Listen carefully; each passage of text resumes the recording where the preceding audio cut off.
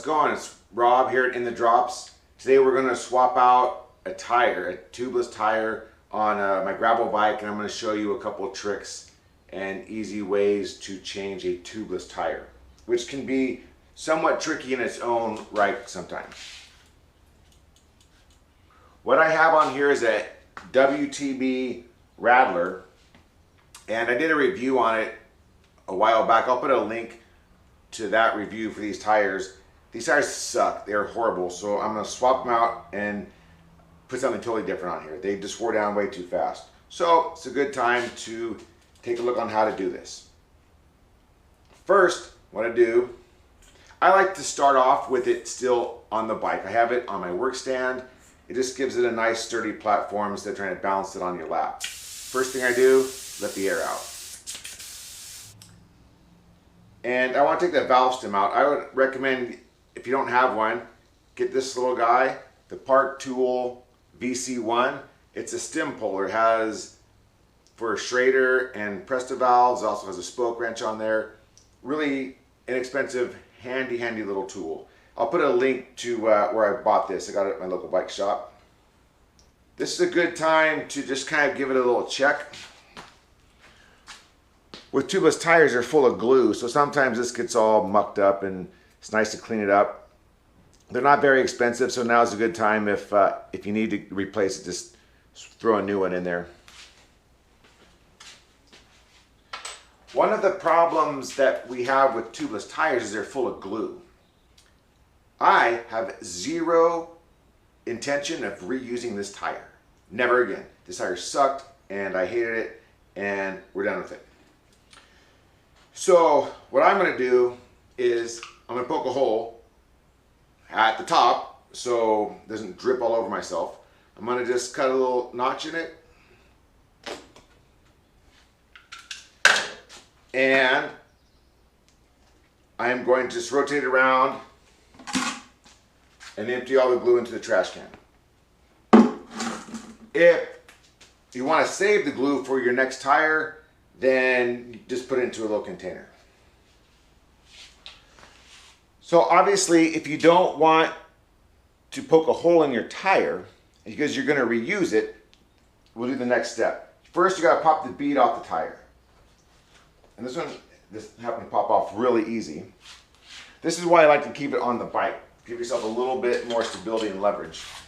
So just get a tire lever. What we want to do is just get one edge off, just a little piece here, about this much. And you want this to be up, so we're not dripping glue everywhere.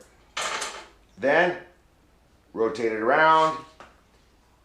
You have here, you can get all the glue out. You can wipe it out with the rag, you can suck it up with a syringe, whatever you want to do to get that out if you're planning on saving it or not. Since I drained it all out into the trash can, because this tire is going in the trash, I'm just going to go ahead and take out the rest of the bead. At this point, unless you are a lot handier than me, you're going to need to take this wheel off.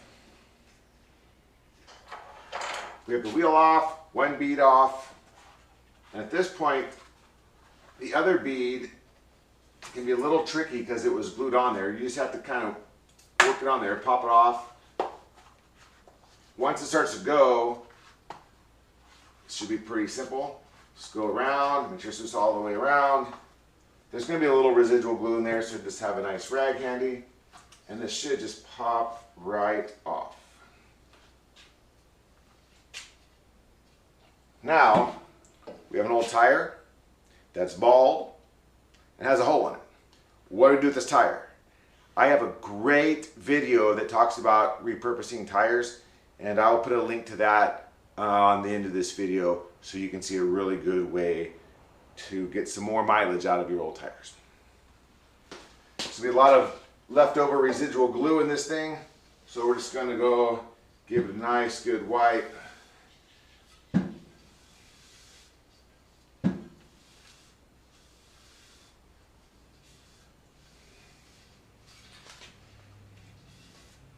This is also a good opportunity to go and look at your rim tape. Rim tape on a traditional tire that has a tube, all it does is kind of protect the tube from pressure from the tips of the spokes, or going into any little holes. But it's really important that the rim tape on a tubeless tire is in good condition, because that's what kind of seals everything off. So I like to go around and just give it a good check. Start where the valve stem is, so you have a good starting ending point. Just go around, give it a nice good look, and make sure there's no rips or tears or any bubbles in it. This channel where the tire sits is really important to keep that clean, so it gets a nice tight seal and doesn't have any leaks. So I just go around and give this a good wipe down as I am sort of inspecting it. It's looking pretty good. Also, now is a good time to check all your brakes and see if you need to do any maintenance to your cassette. Now we're going to install the new tire. This is actually an old tire. It's a used one a friend of mine gave me. I'm going to try it out. It's the WTB Byway. So I will see if I like it, and I will review it later. So to start, we want to line this up correctly. You want to take the label and line it up with the valve stem. This does a couple things for you.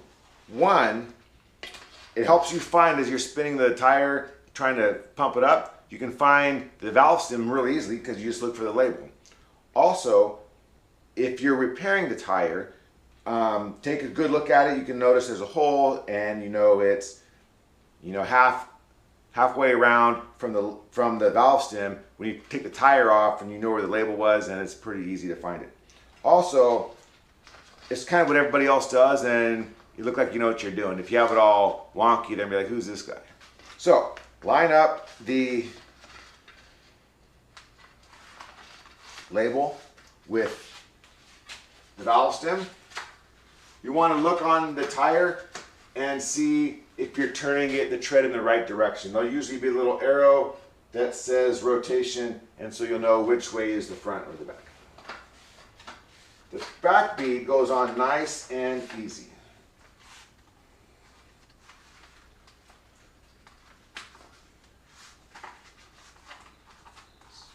Work it around. Looks good. Now we want to start with the second bead.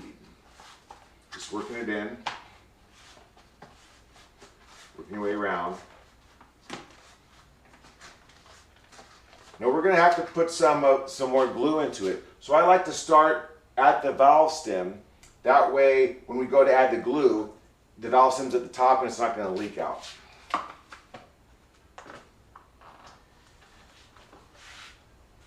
Now here we have 80% of the tire on the bead. Leaving the bottom open, this is where you can now pour your sealant in before you finish off the tire. I'm going to do it a little different way, but if this is how you're going to do it, pour the glue in, rotate it about 90 degrees. You want to make sure that the valve is not down or it's going to leak out. And then let that run around to the bottom, and then just go ahead and finish it off. I'm going to do it a little bit different, so I'm going to go ahead and just fill this in.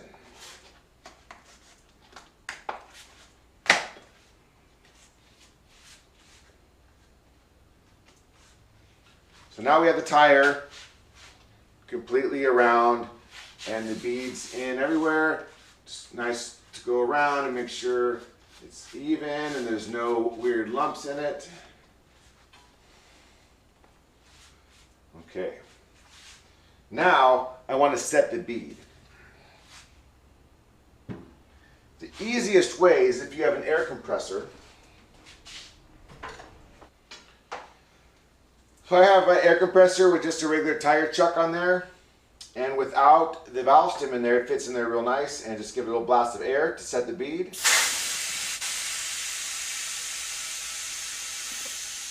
You feel it. You don't want to give it too much, you don't have to pop it off there. I've had it blow and send glue everywhere, but just want to hear it, a nice snap. There it goes. So now, I don't want to balance this on my lap, so we're going to put it back on the bike. Now we're going to put the sealant back in the tire. If you hadn't set the bead already, and you left a little opening in the bead, this would be a good time. You could pour the sealant right into the tire. I kind of like having it on the bike because it gives it a little more stability.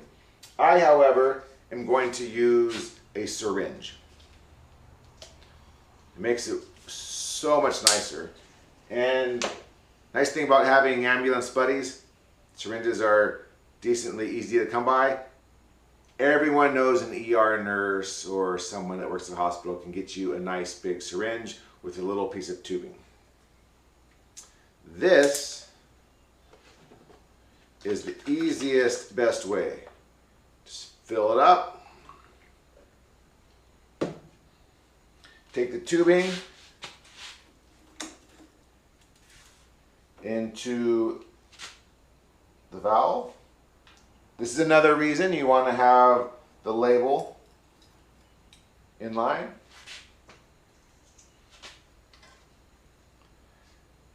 You want to have it about the 9 o'clock or 3 o'clock position so it's not dripping everywhere and you're not trying to shoot it straight up. And just nice and easy.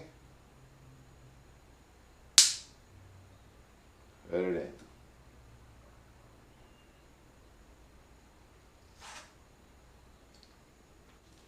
Should use about 2 ounces for the size of tire, 4 to 6 for a mountain bike tire.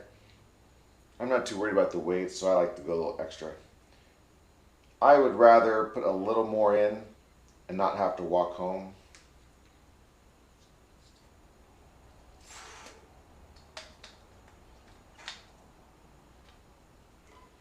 There you go. Now just rotate this up so it all goes down to the bottom. Replace the valve stem. Messy. Take our tool, the Park Tool VC-1. Make that nice and snug. It's good to go.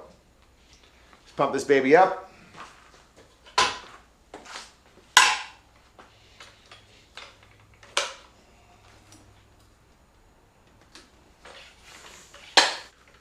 I just take a nice look to make sure as it's pumping up that the bead's on there nice and straight. If not, just let the air out and redo it. And we are looking good. Go take it for a little test ride and then I will review this tire later. In the meantime, check out my video that I'll put a link to on how to repurpose old tires, and like us, subscribe, and live in the drops.